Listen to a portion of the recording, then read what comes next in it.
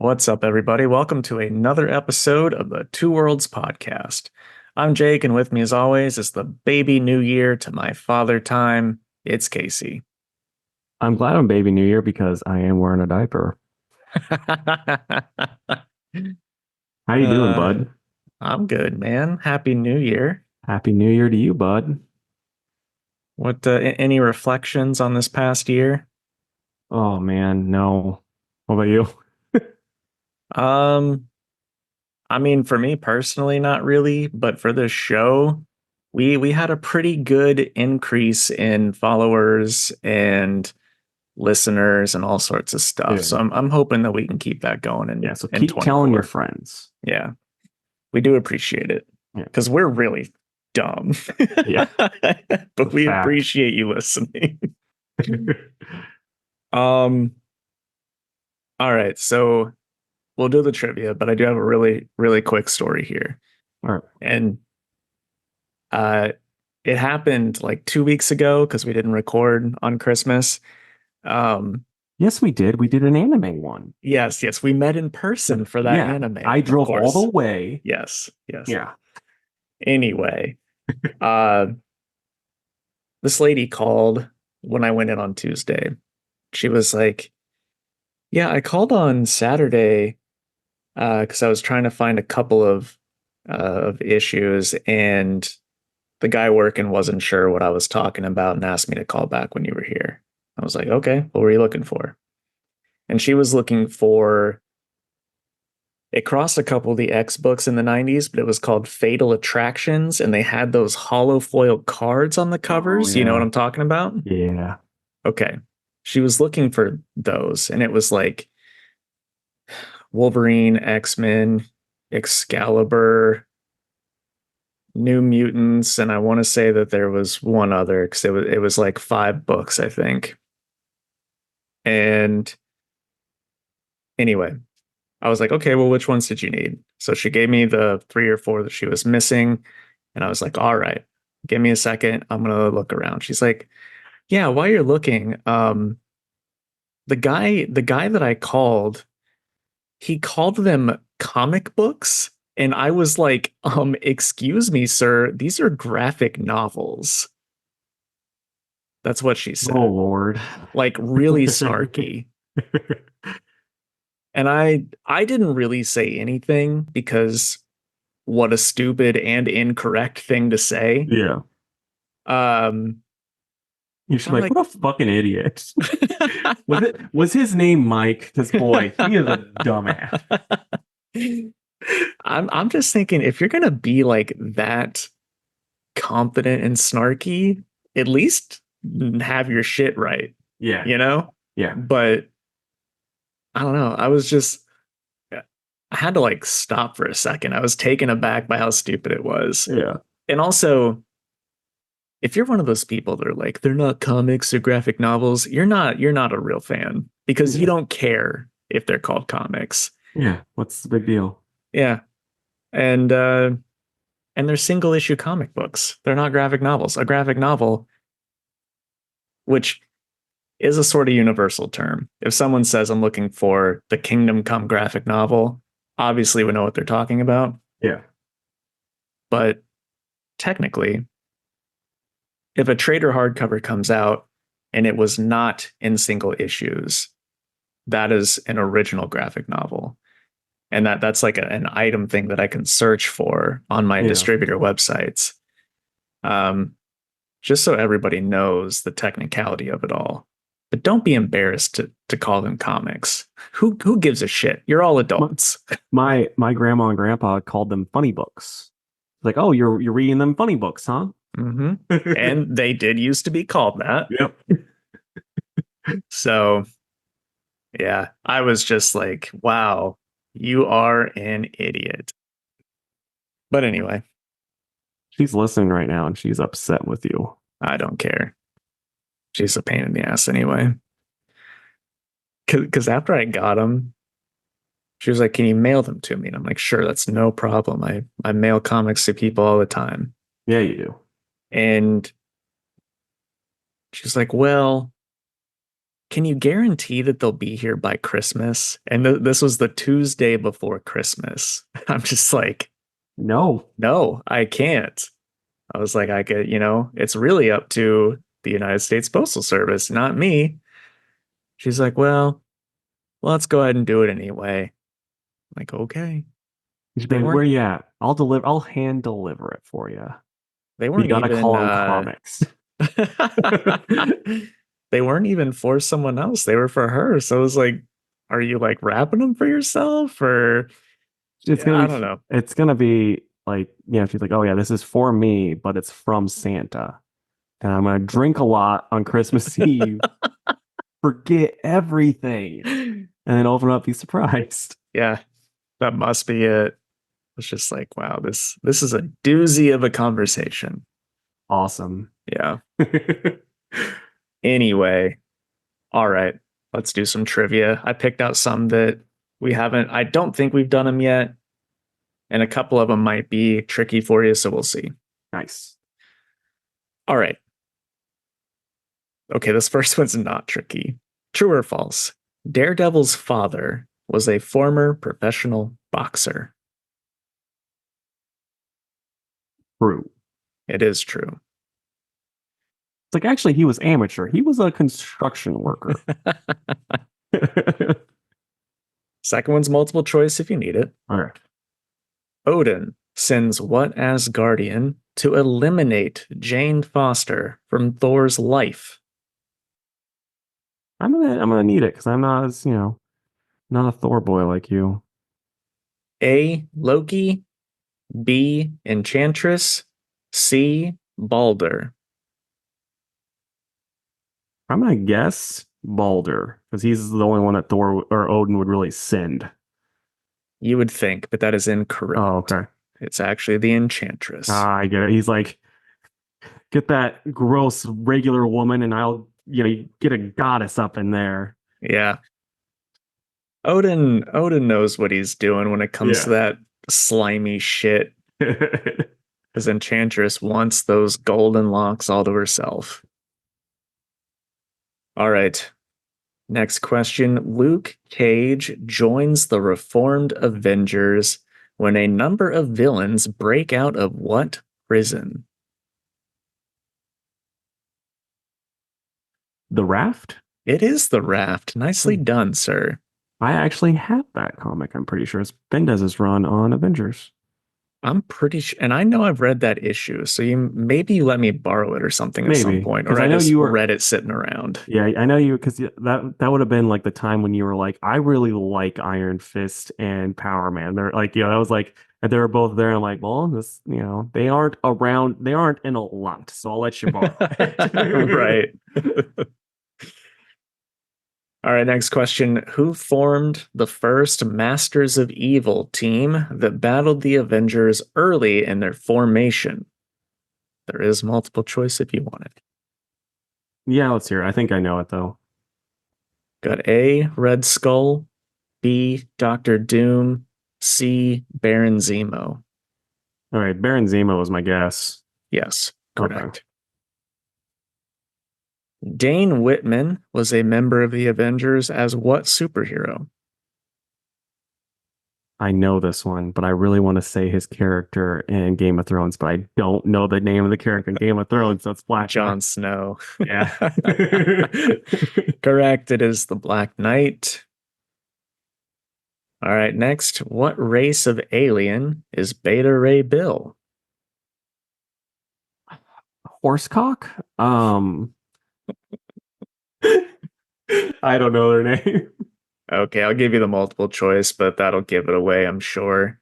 We've got A, Corbinite, B, Feblosaur, or C, Bovinine. Is it Corbinite? Yeah. Okay. All right, that's it. Nicely done, Nice. man. Now, we doing Monday Night Football, or is there none tonight? This is the new Ooh, year. let me check, because there was a lot of games over the weekend. Yeah. Let me see. I heard that they were like NBA fans are pretty upset because they like obviously since they're playing on Christmas they're doing way better than the NBA games are because no duh Americans like football more than basketball. Right. Yeah, I know. Uh, no, there's not a game on today. Okay. And if there is, Google is lying to me. Okay. But my Bears kicked the shit out of oh gosh, who were the Falcons yesterday. Oh wow. Falcons, they're Philly, right? No, that's Atlanta. Atlanta. Okay, I was thinking Eagles. Yeah, yeah, yeah. I gotcha. That was But a flying bird. they won 37-17. Damn. Yeah. So we'll see. So they've got the first round pick this next year. They got it from Carolina during a trade last year. And I guess they're also thinking about trading our quarterback, Justin Fields. And I'm really conflicted because, like, sometimes he's really good, and sometimes it's like, have you even played this game before? Um, and I don't know if that's him or if it's coaching or what, but I'm sure that the first pick of the draft will be this wide receiver from like Ohio State or something like that. And the Bears also have a really good receiver called DJ Moore. So I'm hoping that they don't trade Fields and that they get that receiver so that there's more than one single option to throw to next year. My one thing, and I'm just gonna say this, is like someone that's like cursory on especially Bears fans. You guys had it was Jay Cutler, right? Yeah. For years. And he had like moments of being like, ah, this guy, he's pretty good. And then it was more just, ah, this fucking guy sucks. Yeah. So, I mean, do you really want another QB like that? No, but the one before Fields, his name was Mitch Trubisky. He was dog shit. Yeah. And like we passed on Patrick Mahomes for him. So, I see you stifling laughter. Yeah. I get And it. even I know who Patrick Mahomes is. Come on. So like they passed on Mahomes, got Trubisky. He was awful. So then they got Justin Fields. It's like I don't really want to go through that again. Like Fields, I think Fields is better than Cutler was. Yeah. So it's just and the dude can run. Like for about half the season, he was our lead rusher and he's our Wow. quarterback. So it's like I'd rather at least he's talented, right? Yeah. But I don't know. We'll see what happens. Anyway, that's more than enough football talk for this episode.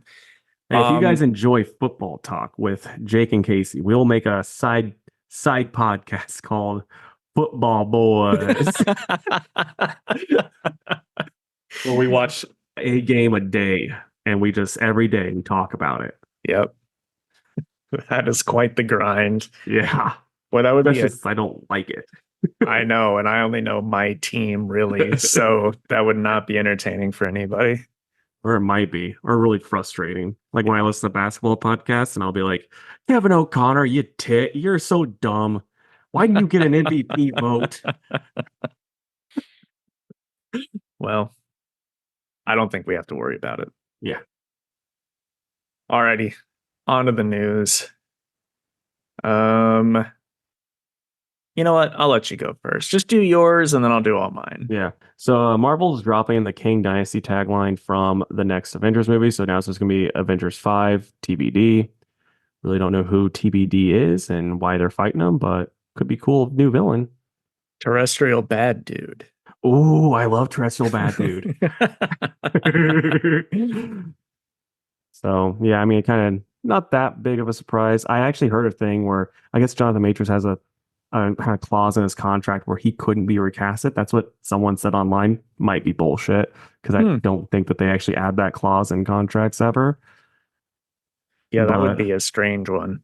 yeah, but so yeah, that's all the way out. So I don't know how they're gonna write that, that they automatically beat Kang already, but they did. And then Supergirl is set to start filming in the second half of 2024.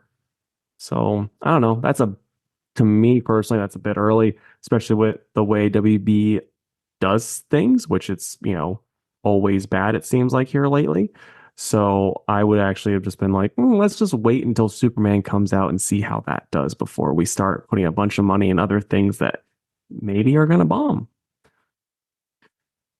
Yeah, I know what you mean, but also, I mean, they hired him to have all these plans and come up with this stuff, so it's like whether or not it happens, it's still, I don't know, fun to hear about potential plans, I guess. It is fun, but I mean, if I'm just saying, if I was WB and I'm like, I see all of my movies that have been like, our big planned movies here lately, Flash, fucking Blue Beetle, Aquaman, and there's Shazam.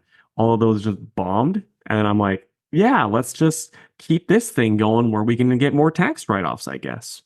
I would not be too confident in another superhero movie that's not Superman or Batman, you On the know. flip side of that, all of those are before their new man that's going to fix it all, Yeah. right? No, you're So, right.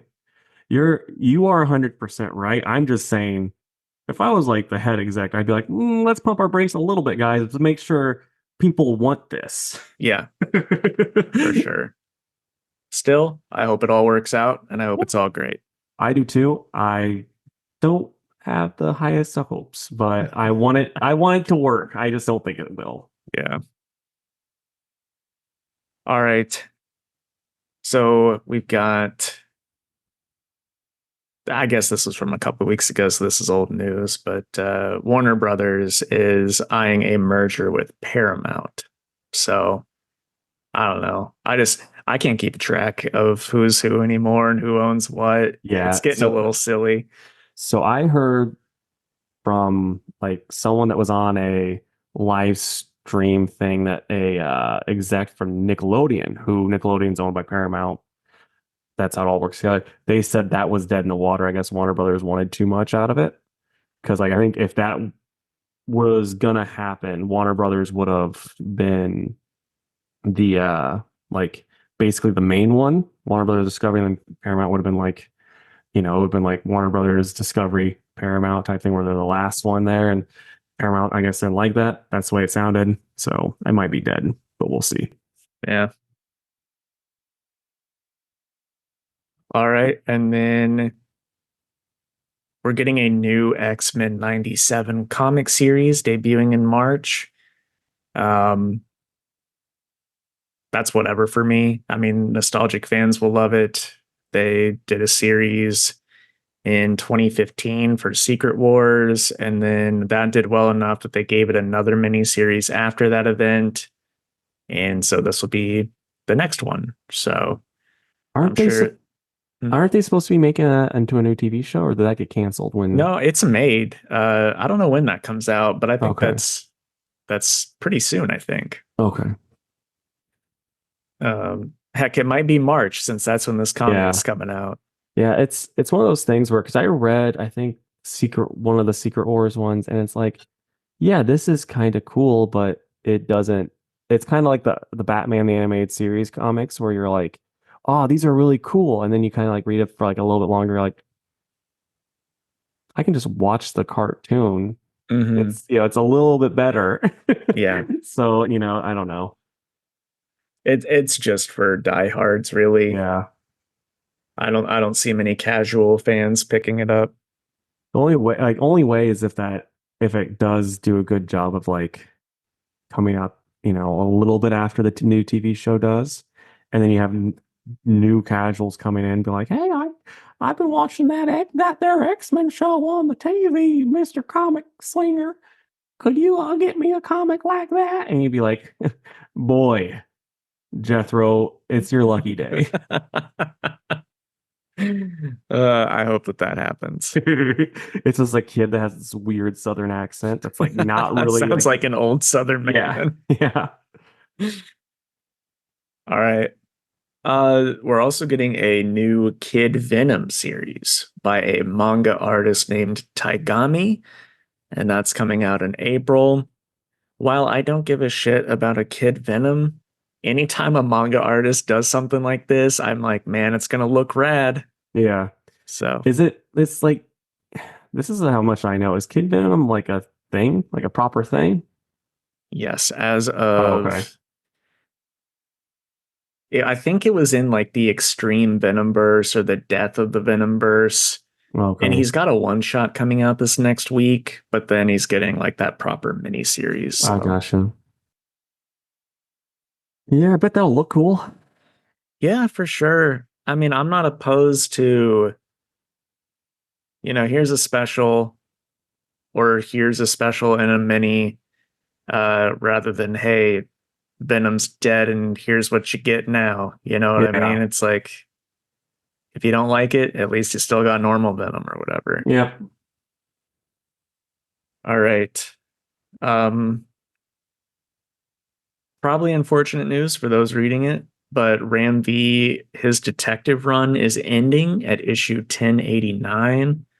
Um, I know I dropped that book, but it wasn't because of the quality of the comics. They were good when I read them. I just, uh, it was one of those that reads better collected things. So Hmm. I don't know if everybody felt that way, or maybe he's just done with his story, but you know, there you go. I bet he's just done with the story because he was talking. I'm gonna see if I can find the tweet I saw on Twitter. He was talking about how um that he's got a new book that's coming out and people are trying to figure out what it is. It's like y'all are never gonna guess it. So I Like don't for know. DC. Yes, it's a DC book, so I'm trying to see if I can see it really quick. But yeah, I mean, he like I'm like you. I'm like I need to read it collected because it was interesting as all hell, but at the same time, I'm like, I don't think I can read this monthly. I'm not smart enough.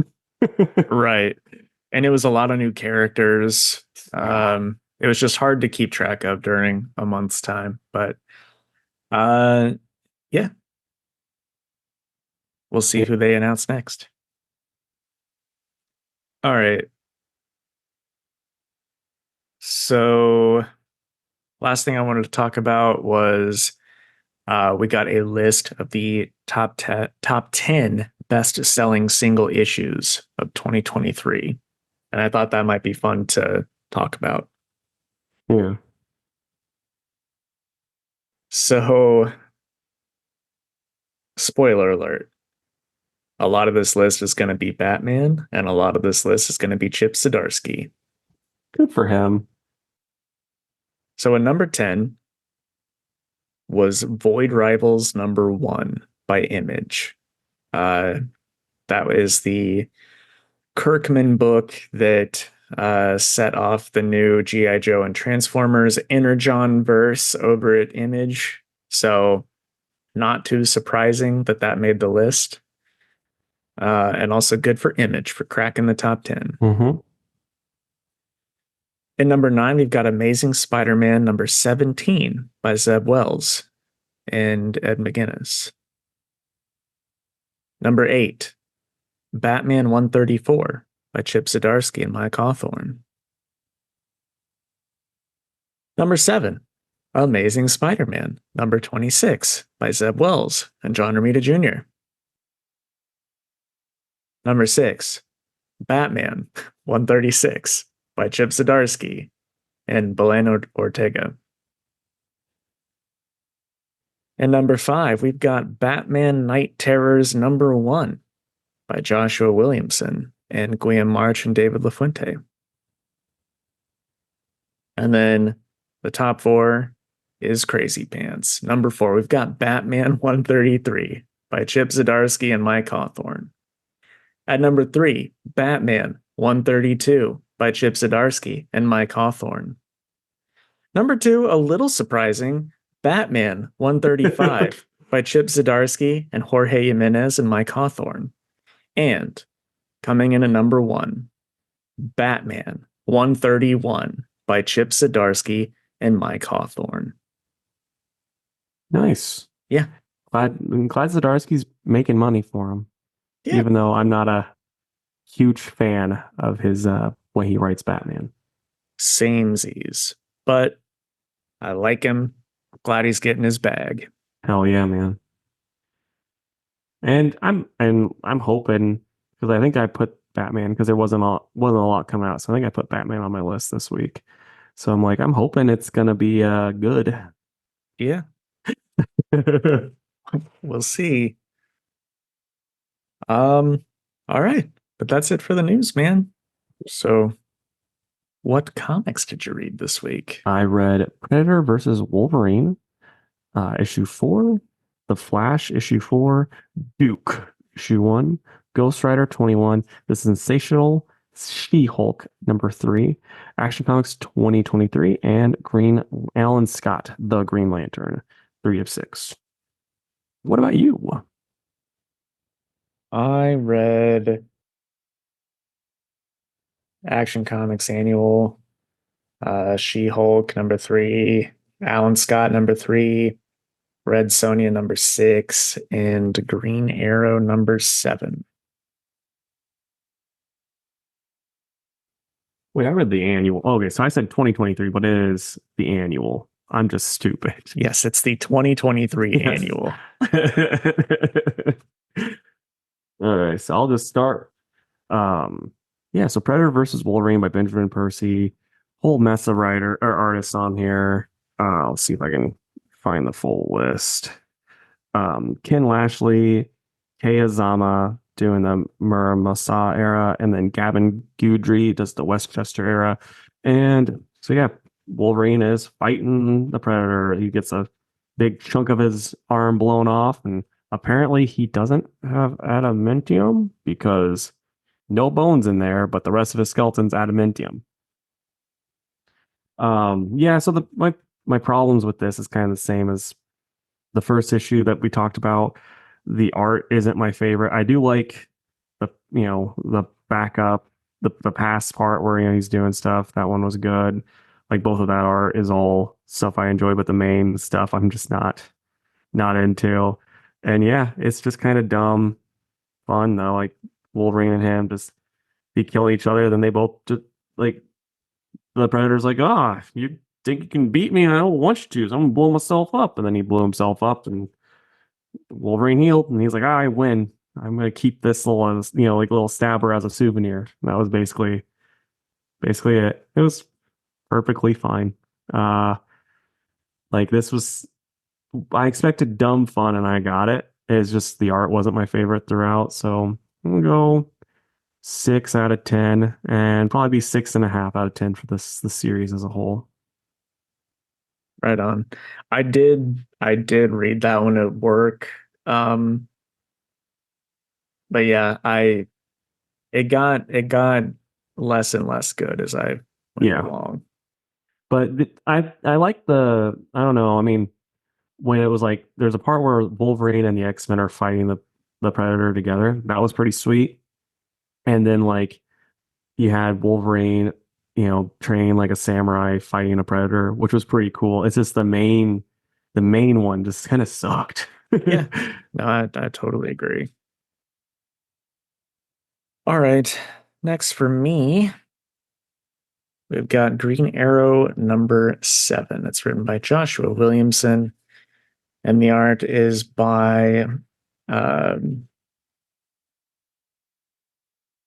Carmine Di Giandomenico and Trevor Hairsine. So I like this issue. It was Green Arrow coming back to yeah, Roy's still missing, but he's like back, not jumping around different times and dimensions. He's like, I'll just ask the Justice League for help. They're still around, right? Turns out they're not still around. Yeah. Um, but I thought that was cool because I know Williamson wrote that whole end of the Justice League thing. So it was only fitting that he was writing this going down. And then Um, also that's just good writing in general because there's so many times where these other books where any of the characters could easily be like, "Oh yeah, my other friends that are gods, let's get them to help." And they're like, "No, I can do it on my own." right. It's like Yeah. they're threatening your family. They're all gonna die. Like, no, no, I got this. Like this guy moves faster than the speed of light. Like they're like, no, no, it's all good. I got it. Like, idiots. Yeah. Um, so yes, I agree with that. I really like the conversations that Ollie has with everybody else. So Batman is essentially just like, I thought Dinah would tell you, and that was kind of it. Um, Superman's like saving people from a burning building. He's like, we just felt it was time for something new. Nightwing proved himself while we were gone, so he handed it over to the Titans. Um, he chats with Wonder Woman, and then it shows like little clips of him talking to other people. And um, let's see. Yeah, so Martian Manhunter's like, time off can be healthy, Oliver. Um, Aquaman's like, I've just been really busy, and he's like playing with his daughter. And then it gets to Black Adam, and he's like, "Who are you again?" That was funny. Like I see where you originally said like he didn't know that the Justice League I pictured him like calling the number and like it just going to a voicemail and be like, we're not together anymore. What? That would be so funny. But yeah, all the little interactions are fun. He goes and chats with Hal for a little bit, helps Hal stop, well, try to stop a bad guy, and and then at the end, spoiler alert, Onomatopoeia shows up, which is cool because he's a neat Green Arrow villain, and haven't seen him for a little while. Always looks cool. I mean, that's just a good design. You know who he makes me think of? Like he's the his design is like the cooler version of that character that was in Batman Beyond. You remember what Oh I'm talking about? yeah, The I he do. was orange and black. Hmm. Yeah, I can't think of his name, but I Yeah. know exactly who you mean. Oh, Um, wasn't that the same guy that was also in Batgirls too? Like they kind of like used oh yeah. What was his name? I don't remember, but yeah, like that type of design. It's like it's always cool for a bad guy. Wait. Spellbinder. Okay. You know, I want to say this, and if you're a Green Arrow fan listening, hope you guys agree. He needs more villains because Hmm. he's got Merlin and then Onomatopoeia, who's pretty new, and then it's like, Often Deathstroke. yeah, they toss Deathstroke in there, but it's like, it's not really fair. That's like me fighting a baby. It's just like, Well, I mean, I think early on when it was happening, it was fair. But now they've just written Deathstroke into like he kicks Batman's ass and stuff all the time. So well, goes still, toe like, to toe with Wonder Woman. It makes no sense. well, it's not even that though. Like Deathstroke is a Titans bad guy. And then like the Arrow show came out and they're like, we need someone that we can have as like his bad guy. So they're like, we'll just give him Deathstroke. It's like Yeah, doesn't really work for me. right. Yeah, I get that. Um, but this was a very, very good issue. One of the best of Green Arrow so far, and that's saying something because I like that book. So I'm gonna give it a 9.5 out of 10. Nice, man. Okay, gonna go with The Flash #4. And this is by Simon Spurrier and Mike Diodato Jr. on the art. Art in this is crazy. Like, so yeah, you have Jake's favorite, Liberty Bell slash Jesse Quick. Because like they call, she's in her Jesse Quick outfit, but then it's also like they kind of call like basically what's her name? Thunderheart. It's Wally's daughter. It calls her Liberty Bell, but then also calls her Jessie. So it's like whichever one you want to call her. She's in Right. this. Oops. She's in this, and then also Wally's in the still, I think is what it's called, and doing crazy stuff. Like Sai's very much leaning into like Grant Morrison-esque stuff, and like some of it works, some of it doesn't, but it's interesting. Like I'm still very much here for the ride and interested in seeing where stuff goes. The art is super cool. Like I don't know. This feels more like where Jeremy Adams' Flash run and Joshua Williamson's Flash run, the two that were before this, they felt very much like comic booky, fun, cool stuff. This feels more like Animal Man by Grant Morrison or Doom Patrol by Grant Morrison, where it's like, this is getting weird. I don't know if it's gonna 100% work by the time it's done. I'm interested, but I'm still like, I kind of miss the fun. Sure, I get that. Yes, I'm gonna say 7.5 out of 10, but it might stay better. And the art's super cool. Like the art's really doing a lot of the heavy lifting with like the storytelling and stuff. And it's like it's clear to me anyway that Sai trusts his artist, which is always good because there's times where you don't get that. Yeah, right on. Okay, Red Sonja number 6 is written by Torn Groenbeck with art by Walter Giovanni. I won't dwell on it too long. You're reading it or you're not, but it's cool. She's just fighting more of these death cult people. It's pretty violent. Like you see heads getting cut like in two and all sorts of stuff.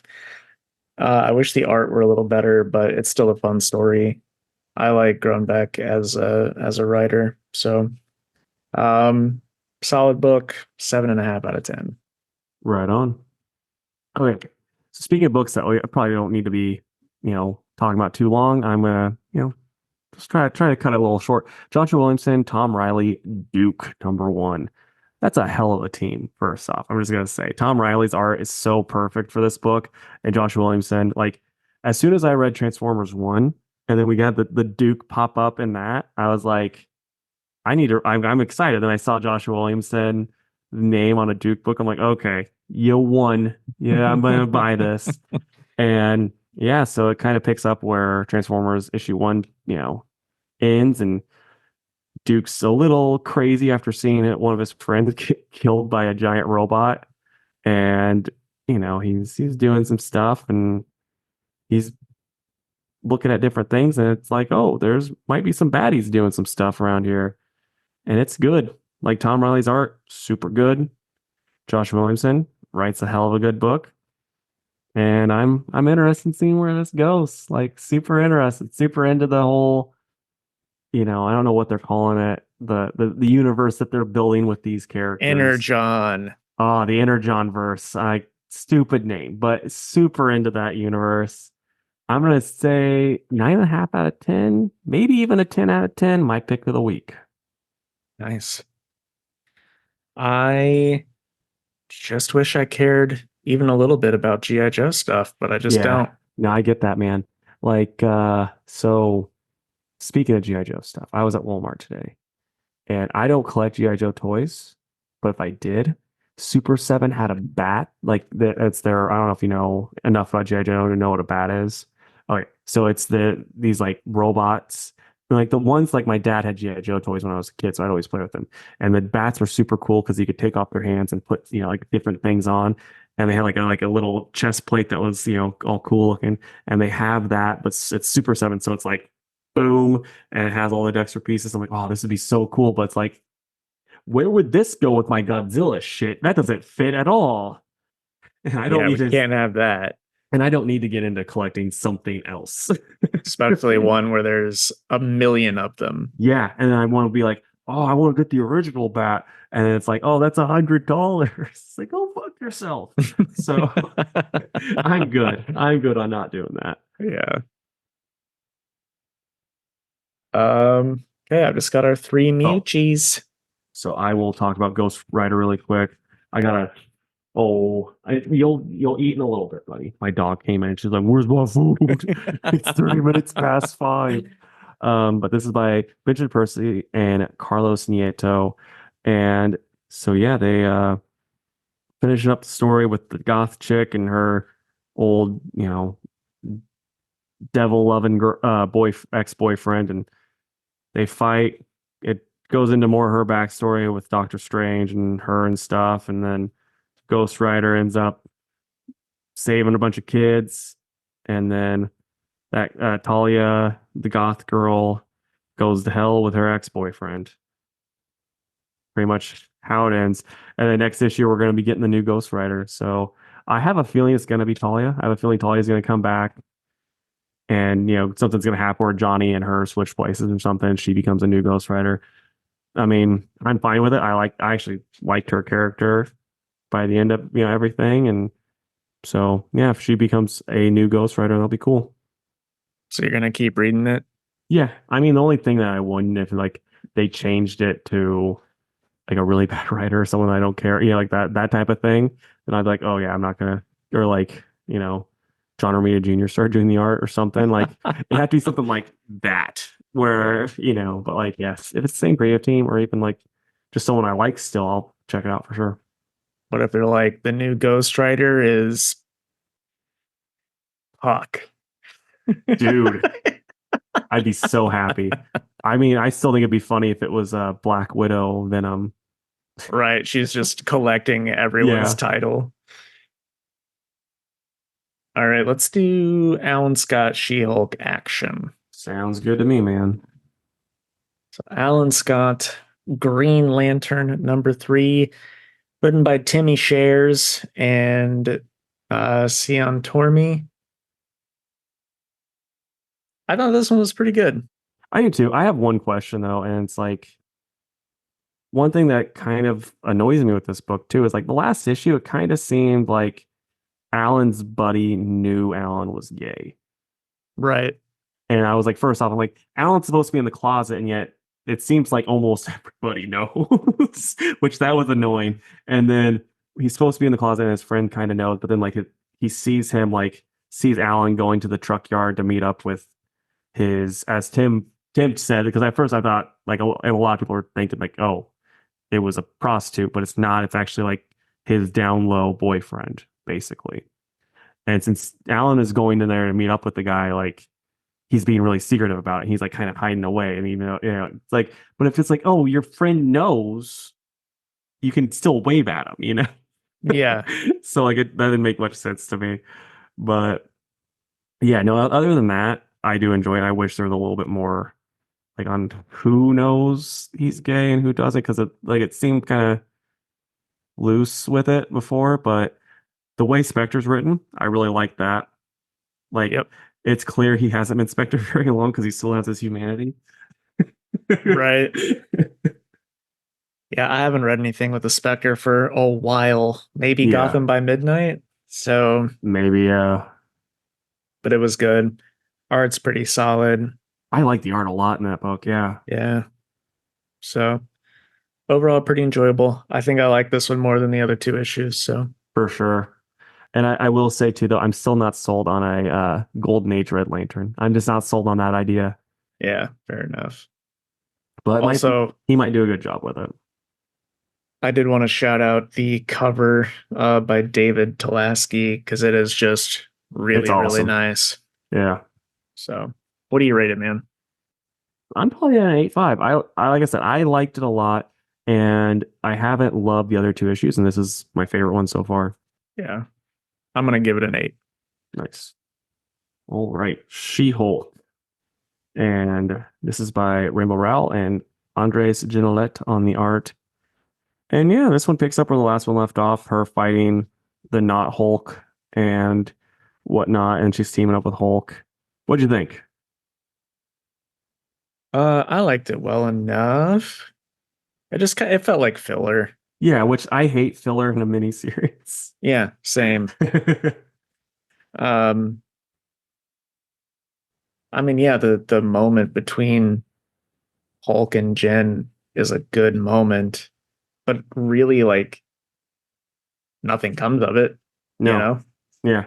So Yeah, I thought it was like like at if first. this would have been issue what, like 18 of normal She-Hulk, Yeah. it's like totally fine for issue 18, Yeah. but issue 3 of maybe 5, who knows? It's like, come on. Yeah. So I think I'm just like right there with you where it's like this is good, but this new which the sensational She-Hulk series hasn't been as good as the other She-Hulk series yet, which is like crazy because same creative team, but there hasn't been an issue as good as those other ones. Those other ones were all bangers, and this one's like that's good. Yeah. So I'm probably at an 8 for it. It was just, it is what it is with it. Yeah. I'm gonna give it a 7 just because I'm annoyed. Yeah, it's one of those books though, and I will say this: if you are just a comic book fan that's like, I just want a book that's fun to read, yeah, you can always trust this one to be enjoyable. Agreed. Okay. And then our final book, we've got the Action Comics 2023 annual. It's written by Philip Kennedy Johnson with art by Max Rayner. And it is the end of Philip Kennedy Johnson's run on Action Comics. Um, but I thought it was pretty damn good, honestly. We get plenty of Bloodwind and Etrigan stuff they're helping out, which is cool. Um, I enjoyed any page that they were in. I liked that Etrigan rhymed like he's Yeah. supposed to. Bloodwind didn't have as much as the others, but when he was on page, he was always kicking someone's ass, which was fun. Um, and then, as always, I just like it when Superman's talking to somebody because Philip Kennedy Johnson knows how to write that. So Yeah. overall, it was good for me. Yeah, I liked it. I didn't like it as much as you, I don't think. I liked it okay. It felt rushed to me, and it might have been, might not have been, might be exactly how I want to tell the story, but yeah, it was just kind of like, we're here. We won. It's like, oh, okay. She's like, I'll be back, I swear. She goes into dust. I mean, I So think we both know that he didn't want to be finished with this book yet. yeah, I assume you're right, but it's just like I said, it felt rushed, but it was still solid. I I wish his run would have ended on something a little bit bigger, but I do like how like the ex-convict dad was talking and how it ended that way. Thought that was great. And so Yep. like, that was enjoyable. And it's like Phil Kenny Johnson gets Superman. He gets him real well. So that's great. And that's all you can really ask for. Yep. I was gonna say I like that it came back around full circle with the construction guy there at the end. Yeah. Everything he said was just so good. Hmm. A really good way to end it, even though the middle of the story felt rushed. Um, but yeah, I don't know, man. It's a shame that Johnson's done, but I mean, this is one of those whenever it's in a collection, the Superman by Philip Kennedy Johnson, I'll be pushing that on anybody that'll Yeah. listen. So, um,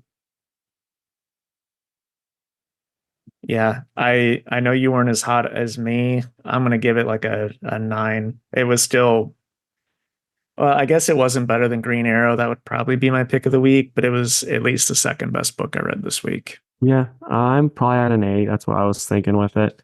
I you're getting upset with me. She left and then she just came back like my food's still not there. But yeah, so I mean it's good.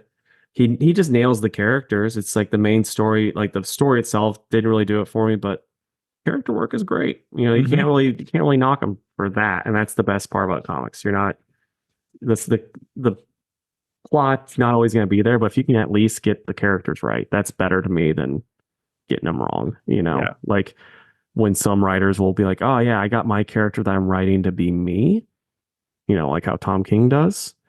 And it's like some people like that. I'm just not as big of a fan. Hmm. Well, now All it's right. award time. Actually, what are you excited for next week, Oh man? yeah. I need to pull up the email, man. I'll go ahead then while you're Yeah, pulling that up.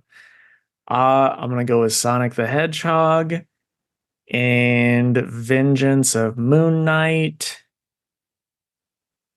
and what else here? I know there was another one that I was pretty hyped for. Um, oh, Birds of Prey, that one. nice. You're not reading the Beast World Tour Atlantis one shot? No, I'm Oh, not. okay. So I'm gonna say Shazam, Doctor Strange, and Fantastic Four. So fun thing. Like I don't know what it is about my brain, why it works the way it does. When I pull up the email, I see Sonic the Hedgehog and I see the Moon Knight right next to it, and my brain just automatically thinks the Moon Knight is Eggman. I don't know why, but every time because it's like his shape. And then Yeah, like I see the Sonic, so I'm like, oh, it's yeah, that's an Eggman. I'm like, oh no, it's Midnight. man. Can you imagine like David Finch drawing Sonic though? That would be so funny. All right. But yes, now, as Casey said, it is award time. Um, and if you've been around long enough, we do this at the end of every year. We just talk about, well, I'll tell you the categories. We have our personal top 10 list for the series that we read this year. And we've got top five cover artists, um, best artist, breakout creator, best writer, the Tom King Award, and then the good, the bad, and the okay. So I don't know. Usually, if Casey and I have any bleed over, um, we'll discuss and decide what we think the best is. But we'll jump right in it. I guess. Do you want to say which one do you want to save for last, Casey? Like best writer or just like best book? What? I so last year we ended on the good. Okay, that makes sense. So then let's just do our personal top tens. Yeah, that's how we started because we started with top 10, top five cover artists, best artist writer teams, breakout, Tom King, then the good, the bad, the okay. Cool. All right. So my top 10, I didn't have them in really in an order because I was just like kind of writing them up. And so I went with Green Lantern and The Flash. So both by Jeremy Adams runs. I just loved both of those. Just they were awesome. Then Superman, Josh Williamson's current run that he's on. Then Action Comics, Philip Kennedy Johnson that just ended. Superman lost lots of Superman. Us Superman fans were getting fat with goodness. Then I had The Nasty. I've been loving that and then do a power bomb, which I was like, for me, it was like a 2022 book. But then when I was Googling stuff, I'm like, oh, it finished in 2023. And its ending made me damn near cry. So good. And then Daredevil, because like even after Zdarsky left it, we got the new book, the new team, which I'm blanking on their names. Still great. Like it's still an enjoyable book. So it's like that's gotta stay. Doctor Strange. And then like talked about She-Hulk, the last run was outstanding. This one, it's solid. Yep. Um, yeah, and then for me, like you said, since we technically had issues in 23, I'm putting Batgirls on the list. Oh yeah. Because that was one of my very, very favorite books when it was coming out. The Dan Waters Loki miniseries, that was one of my favorite books of the year as well. And Incredible Hulk, this Ooh, new one by Nick Klein and Philip Kennedy Johnson. Um, yeah, I know, Casey, it's not one of your favorites, but I sure am loving it. yeah, I mean, I'm liking it. I'm surprised that's broke your top 10 for you. Yeah. Um, I know there hasn't been that much of it yet, but Wesley Dodd's Sandman, I figured that was gonna be on yours. yeah, but it really is just that good, you know. hmm Bias aside. Another surprising one that I didn't think would be anywhere close to this list, is The Immortal Thor. I've really been liking that book. Good. Um, I like the last one, and I like how Torn Groenbeck finished up Donny Cates's run, but this one just reads like old Thor, but in a good way, and the art's outstanding. Good. And then I also have She-Hulk, Action Comics, and Superman on the list. Then my last two, also new, but Birds of Prey. That's kind of taken over Batgirls for me, which has just been a joy to read.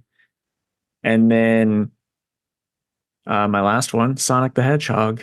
It's been a Nice. great fucking year for Sonic comics. I've Yeah. loved nearly every issue that I read, as you all know. So there you go. Nice, man.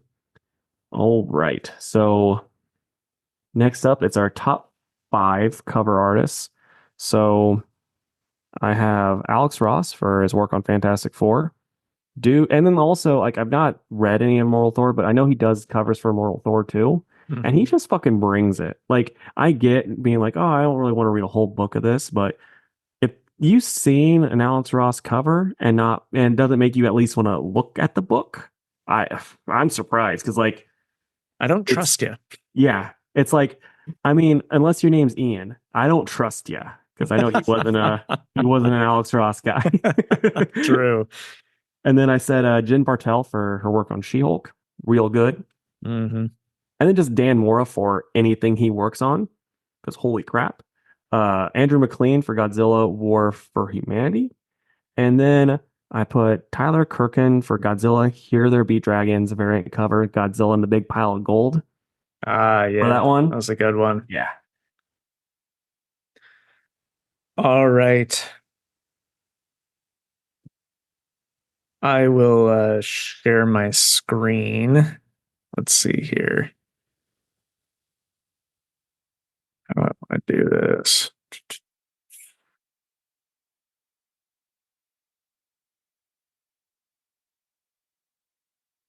All right, so first up, I'm gonna put the covers on the screen so you guys Okay. can see it. Um, First up, we've got Leslie Lee or Lyrics. Knew a Red Sonja was going to be there, you horny boy. I know. It's tough. It's tough to pick out of all these artists, man, because they're all so good. Um, the next up, I've got Derek Chu. He did a bunch. I kind of did this last minute right before we started recording, so I don't know that this would have made my favorite cover of his for the year, but you get the idea. He's Yeah. really, really good. Um, and then David Nakayama. This was an Horny X-Men again. cover. Uh, but it's a magic cover, and I love magic. And how could you not love this look? I can't Hmm. stand that gold armor. Get that shit out of here. Um, and then this is my favorite, I think, of the year. This is by Nathan Zerdy. This issue is actually coming out this next week, but it's the 1 in 25 cover for Birds of Prey #5. Zerdy does a bunch of these tattoo variants, and like just now they're starting to become available for shops to order and not just exclusive on his website. But I'm obsessed with this. Yeah. I love tattoos. I love these characters. It's just really fucking cool. So yeah, there you go. Oh wait, I think that was only four. Where Yeah, I can't. you had another Red Sonja one up there that you didn't click because I was gonna laugh about how you're like it's like Red Sonja, Red Sonja, Red Here we Sonja. go. Yeah. This is by Lucio Perillo. He does all the A covers for Red Sonja currently. And it's just real good. So, Yeah, thanks, man. yep. That's one thing. It's like Red Sonja. It's got to be the biggest bait and switch as a fan because it's like you see those covers every time, and then like if the and there's no way the interior art ever looks as good as the cover. I know. Sometimes it is pretty solid, Yeah, just not usually. but it's also like that's like fucking uh cover of a Dungeons and Dragons level good art on the Hmm. covers of the Red Sonjas. Yeah. It's like inside you're like, oh guys, why just tone it down on the covers and make like so it's not near as bad. Right. I know. I know. All Okay, right. so best artist writer team. Um, I think I did this differently than you. Oh, I had best artist in the book that they worked on. oh, okay. So I did So, best artist and writer team. So okay. Go oh for well, it. we can both do it. Who cares? And I feel like if there's one that you disagree with, you can be like, you crazy man. Otherwise, spot on. But I put Mark Waid and Dan Moore for Shazam and World's Finest. Not much you Agreed. can say. I think they won our thing last year when we did it because it's like, oh yeah, this is just it's like peanut butter and jelly. You're not going to be mad about it. You're going to like it a lot. Joshua Williamson and Jamal Campbell for Superman. It was so good that when Gleb took over, it made it his art look 1,000 times worse because that's how good Jamal Campbell made it. I'm not. That's not even a shot at him. I'm not a Yeah. fan, but it's just like, oh yeah, Jamal Campbell's like so good up here, and then like he worked so well with Joshua Williamson, and this was so perfect. Then this one you might disagree with. Jen McKay and Pascal Ferry on Doctor Strange. I do disagree. Yeah, I like that. I like that team up a lot. And then I have Chip Zdarsky and Marco Cicchetto on Daredevil. Yep. That one was like hard for me to put on there though, just because it's like they didn't like get to work together a lot this year because Cicchetto, like it was closing up on the thing. Cicchetto did finish it off, but there's a lot of other stuff that other artists were working on, the fill-in artists and stuff. And then Priest and Carlo Pagliaccio on Superman Lost. Oh yeah, that's a good one. All right. And then for my category of best artist in the book they worked on, I've got Dan Mora on Shazam. Yeah. Greg Smallwood on Human Target. There's no denying how fucking good Greg Smallwood is. And really, gave me an ice kink. I'm going to say it. So if you had it your way, would you want Greg Smallwood and oh shit, I'm blanking on his name. Dude working on the Wesley Dodd's book right now, the Salmon book right now. Oh, what's his name? Um, Can't believe I'm blanking on it. Because we love him so much. Dude, this is embarrassing. I know. It's a brain fart. We met him at C2E2 not that long lovely ago. Person. But if you had it your way, like him and Smallwood together on a book. Robert Venditti. Yeah, Venditti. If you had those two guys together, would that be your dream Wesley Dodd's book? Yeah, it would. That would be so perfect, dude. How dare you for even saying that? Because I'm not going to get it. All right, next I've got Jamal Campbell on Superman. So good. So good.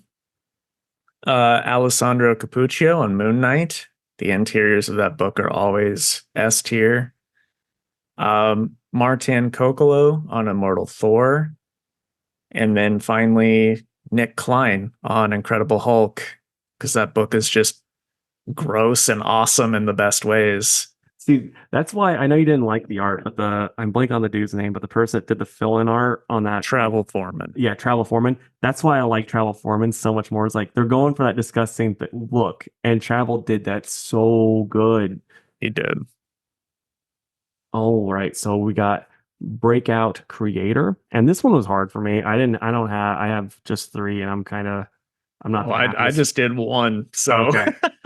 So the first one, and this one's like kind of a stretch, but it's Ryan North for Fantastic Four, because it's like I know he's done other things prior to this, and he's done a lot of things on it, but this is like the big book that like this is a big book, big title, so it's like it, and everyone's loving it. So I'm saying this is Breakout, dude. It's Breakout for us, not necessarily the industry. Fair enough. So, and then Cy Spurrier on Flash, because before this, no, let me talk, Jacob. I didn't say anything. Jacob Dilly, you let me talk. The reason why I have him here is because prior to this, there has not been a book by him that someone on this podcast has actually enjoyed. So that's his breakout. Yeah, he's broke down the Two Worlds podcast boys. Well, he broke down one of them. Yeah. The other one's gonna hate it no matter. He's a little salty character. And then the last one, so I don't know if you know who this creator is, but their name is Zoe Thorogood. I know the name. Okay, she did a book called It's Lonely at the Center of the Earth that came out this year. I got it for my sister. I've not read it yet, but I have heard nothing but good things. I got it for my sister for Christmas. I'm probably going to end up getting it for myself sooner or later. Like I said, I've heard nothing but great things about it. I think she won an award for it even. So I'm like, yeah, nothing. You at least or broke out that way. Right. Isn't she? She's doing something else right now too. Yeah. I thought it was. Oh, she's doing that new Hack Slash book for whoever's doing Hack Slash now. Anyway, sorry. There you go. For me, and I looked them up to see what they had done. They've definitely done some stuff, but like we just said, it was breakout for me. Leonardo Romero on Birds of Prey. Such a good style. It looks a lot like Daryl Young Casey that we always see at C2E2. I mean, I'm shown panels from that book when I Mhm. read it. It's just so good. And I hope that he sticks on this book as long as it goes, and can't wait to see what else that he does. Okay, man, you want to lead us into the Thomas King Award and explain that award for those that are listening? Because maybe they're a fan of Tom King. Like, ooh, an award about a CIA agent? Let's hear it. Sure. So we've got the Tom King Award. And Casey and I are not fans of Tom King because, quite frankly, he's a garbage person. Um, And and not like the he type of hates guy that takes your garbage. Like, those are useful people. right. He's like he hates Asian people, like that kind of garbage Hmm. person. Um, and if you don't believe us, just Google Tom King hates Asians, and you'll see plenty of info to back that up. So anyway, it's just kind of like the big stinker award for this show every year.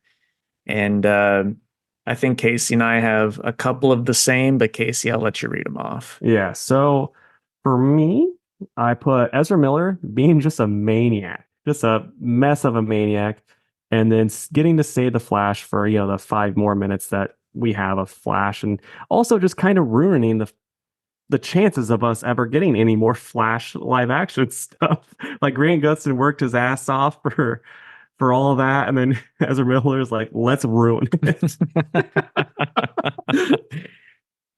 And then on a similar note, Jonathan Majors for getting into fights with his girlfriend, being arrested, and then getting rid of Kang the Conqueror for all 10 Kang the Conqueror fans out there. Yep. And then lastly, making us as comic book fans pay $2 extra for a comic book so that we can read a backup story that we didn't want or ask for. Yep. Totally agree.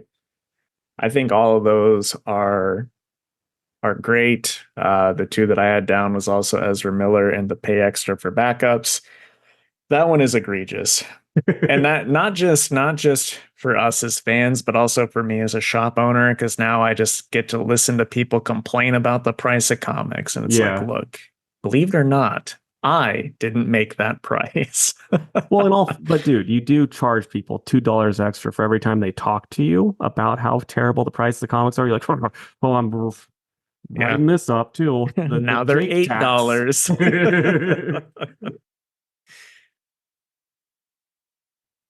All All right, man. That's right. the good, the bad, the okay. Let's start with the okay.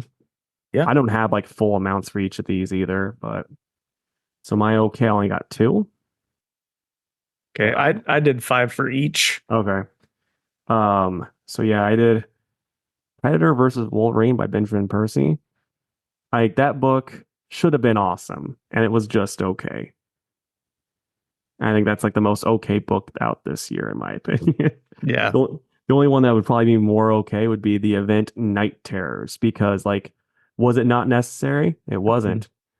Did anything happen in it that, we needed? No. Because like the big thing that we were both excited about was Sandman coming back, but it's like that book takes place in the past, so it's not even necessary. That's funny. But at the end of the day, it was okay. Yeah.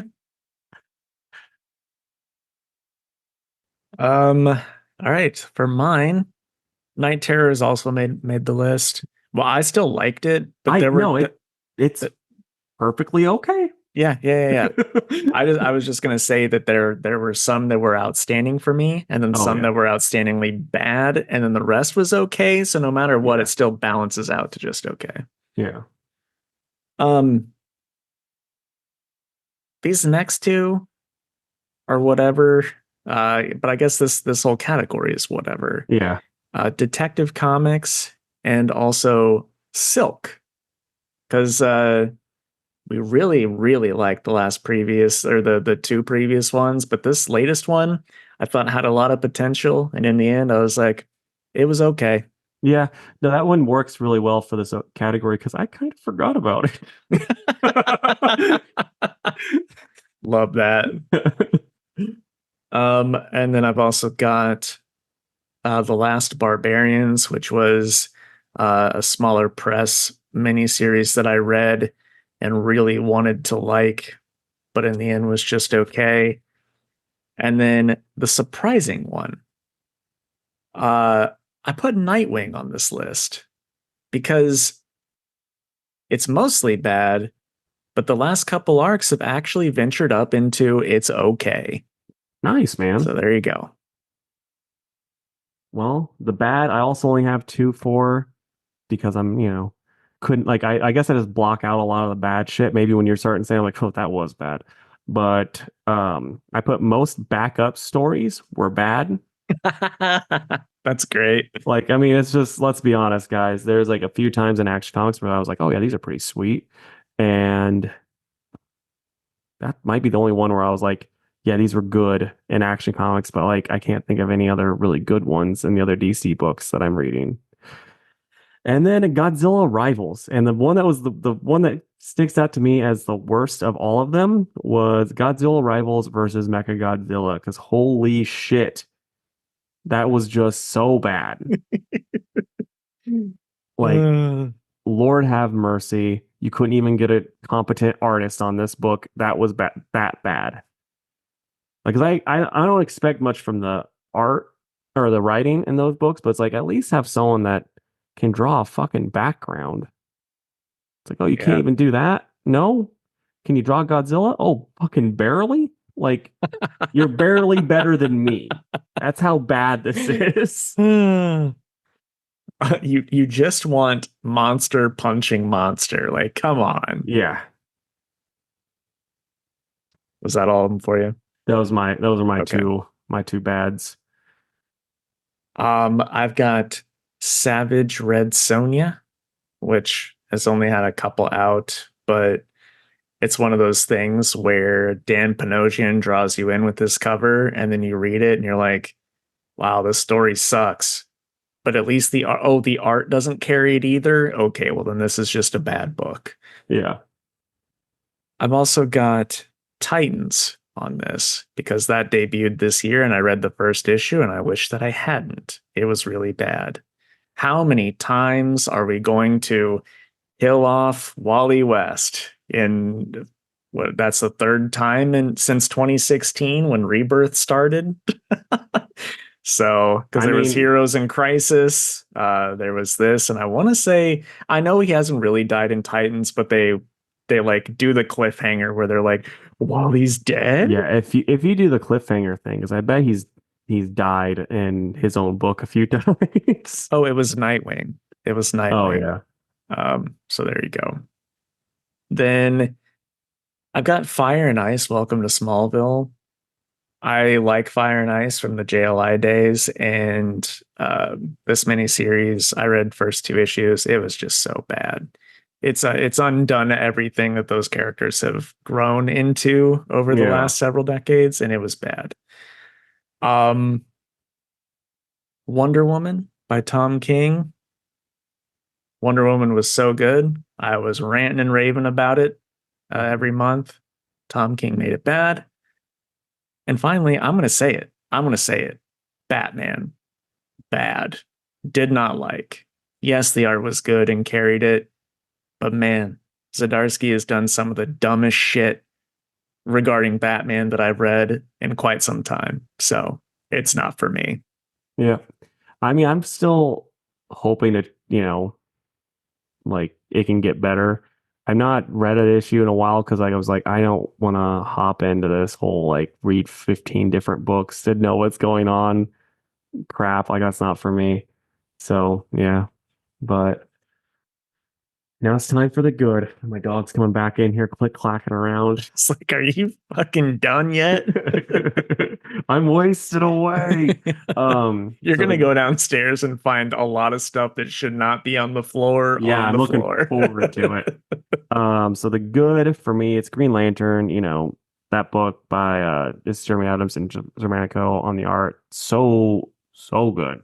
Like I absolutely love that book. One of my favorites. Superman, which we've talked about also, Jamal Campbell and Josh Williamson.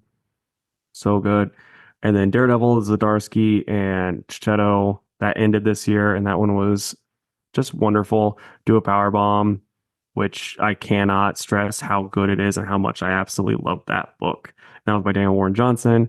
And then Superman Lost, which I've already mentioned those creators. That's Priest. I always forget the artist's name though. Priest and Carlo Pagliaro, which I apologize.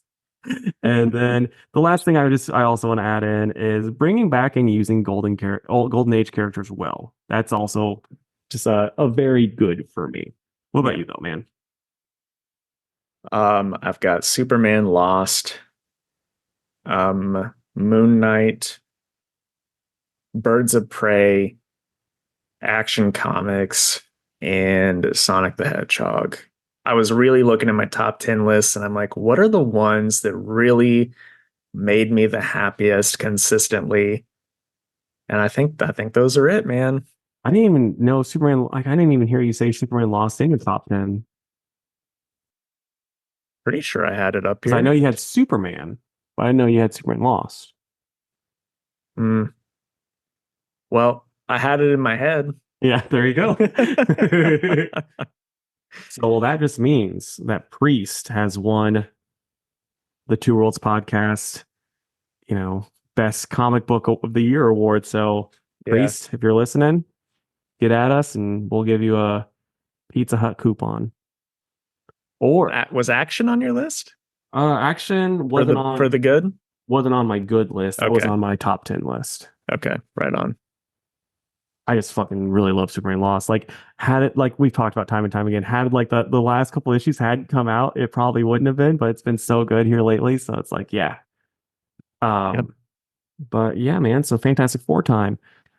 Just since it's end of the year, tell me your four favorite things. Like, it can be video games from this year, video games, your favorite comic book, single issue that you want to talk about, because we didn't really do single issues, favorite movies, favorite music, favorite, you know, chair you sat in, whatever you want to tell me about. All right. So I decided media that wasn't comics because we talk about comics all the time. Um, so for movie, it was Godzilla minus one by a mile. Hmm. uh, TV show was a tie, but it was either Ahsoka or season two of Loki. Could not wait for the next issue when those were coming out week to week. For music, um, two bands that I really like are Knuckle Puck and also All Time Low. Both had a new album this year. Knuckle Puck's Losing What We Love and All Time Low's Tell Me I'm Alive. Both were bangers. And I Nice. got to see both live this year, and they were awesome. Which was the better live show? Oh man, I'm gonna go with. I want to go with Knuckle Puck. All Time Low had the better production, but they're kind of old and they've reached that we've got the money to do a big production. Where Knuckle Puck, it's still like, oh, I can still like talk to these guys if I want to, and sometimes that makes for the better show. Yeah. I only went to one show this year, but it was pretty darn good. It was these guys. I don't know if you've heard of them. I like snaps. Yeah, Yeah. I also saw them this year. Oh yeah. Not anywhere near the no, I'm just kidding. They're very good. Um, and then for video game, Baldur's Gate 3. Very, very good stuff. It won Game of the Year this year, Yeah, I rightfully saw that. so. Um, beat out a Legend of Zelda, which is a feat, trust me. And yeah, I mean, it's just Dungeons and Dragons in a video game, and you can play with three of your friends. It's fucking perfect. So Nice, man. there you go. So for me, my movie of the year, I had written this down early on. I was like, I know exactly what it's gonna be. Shin Ultraman. Because I loved that movie. It was so good. And then Godzilla Minus One came out. And Yep. that's my favorite movie of the year. It was so it's just one of the best movies I've seen, like probably of a decade even. Like it's so good. So yeah, that's movie, TV show. It'd be Monarch, the Monsterverse show. I like that a lot just because like I'm a Godzilla fan. And then also Poker Face, which I don't know if anyone's got, Peacock, but it's really good. And then I'll say, because I'm not super into video games, but Gigabash. I know that came out last year, but or 2 years ago at the now, but it came out with some DLC for Ultraman, so I'm counting that. Totally And counts. then I guess I'm gonna do my favorite single issue of a comic book that came out this year, and it's gonna be controversial on this podcast. It was the Zdarsky Batman where Batman's seeing all of the other Batman. I fucking love that book. It was so good. Glad you liked it. Yeah, it was Hey, no, outstanding. I even said that I liked that one too Yeah, when it came out that yeah. week. It was outstanding. It was, like I said, one of my favorite Batman books we've had. Like it's just that's a it's a Batman fan book. Like it's not something that, you'd be like, oh yeah, read this to this Batman. But it's like if you've been reading the book for a while or whatever, you can pick that up and be like, just it makes you happy because it's got so many fun parts in it. Yep, agreed. It's a fan service book. That was the word I was looking for. Like anime titties, fan Yeah. service. All right, guys, before I get into our closing plugs, within the next week or two, we're going to have a really fun crossover with our friends over at the testing room. Uh, we'll probably talk a little bit about video games, but then the other half is going to be all of us talking about the Uncle Scrooge takes on Les Mis and War and Peace. So I got all five of all five of us a copy of that book, and we're gonna read and talk about it. So look forward to that. Um, and then again, I'm gonna say thanks for sticking with us for another year. It's Yeah. been, I'll say, my favorite year in the pod so far. It's been my favorite year so far. But yeah, no, thanks, guys. I have a feeling all five of us, if Alex is drinking, it's gonna be a chaotic ass episode. I It's gonna be agree. damn near like a first take or whatever, like anything Stephen A. Smith is on because we're all gonna be like talking. Like we're having Oh, I a know. rebel. I know. I'm really curious as to how it's gonna work out. I'm excited though. All right. Closing plugs. Figure up. All right, guys, if you would head on over to facebook.com/Two Worlds Podcast and give our page a like. You can also follow us on Twitter at two_worlds_PC and on Instagram at Two Worlds Pod. You can email us at twoworldspodcast@gmail.com. And if you would, head on over to the YouTube channel. That's Two Worlds Podcast on YouTube and subscribe. Well, it's your turn to. Oh yeah, I have to say something silly, right? Um, Usually, yeah, sorry. Um, let us know down below. Should I feed my dog today? Just she is getting hungry. the answer is yes. Yes, you Okay, I should. guess I will. All right, guys. Well, we'd love to stay in chat, but I have to go change Casey's stinky diaper. So we'll catch you next year. Bye.